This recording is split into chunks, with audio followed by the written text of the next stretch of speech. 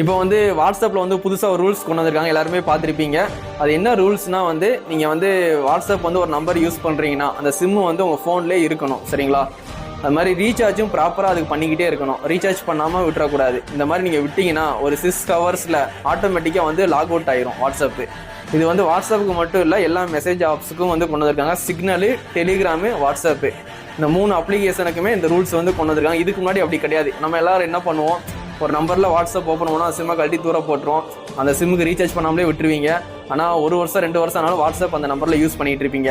இந்த மாதிரி யூஸ் பண்ணிகிட்டு இருக்கும்போது நிறைய ஸ்கேம் நடக்குது, நம்ம நம்பரை வந்து மிஸ்யூஸ் பண்ணுறாங்க நிறைய பேர் அப்படின்ட்டு கவர்மெண்ட் வந்து இந்த ரூல்ஸை வந்து கொண்டு வந்திருக்காங்க. ஒரு 90 நாள் வந்து டைம் கொடுத்துருக்காங்க. 19 டேஸ்க்குள்ளே வந்து நம்ம வந்து திருத்திக்கணும் அப்படின்ட்டு. திருத்திக்கணும்னா நீங்கள் வந்து வாட்ஸ்அப் வந்து ஒரு நம்பரில் ஓப்பன் பண்ணி வச்சுருப்பீங்க, அதுக்கு வந்து ரீசார்ஜ் பண்ணாமல் இருப்பீங்களா, 90 நாளுக்குள்ளே ரீசார்ஜ் பண்ணி ப்ராப்பராக வச்சுக்கோங்க, சரிங்களா?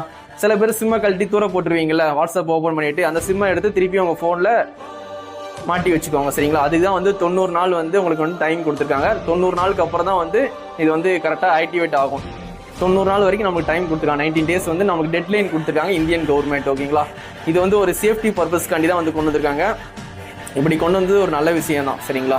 ஏன்னா நிறைய பேர் வந்து 10 சிம் 15 சிம்மில் வாட்ஸ்அப் ஓப்பன் பண்ணி வச்சுருப்பாங்க. சிம் ஆனால் ஒரு சிம் 2 சிம் தான் மொபைலில் போட முடியும்.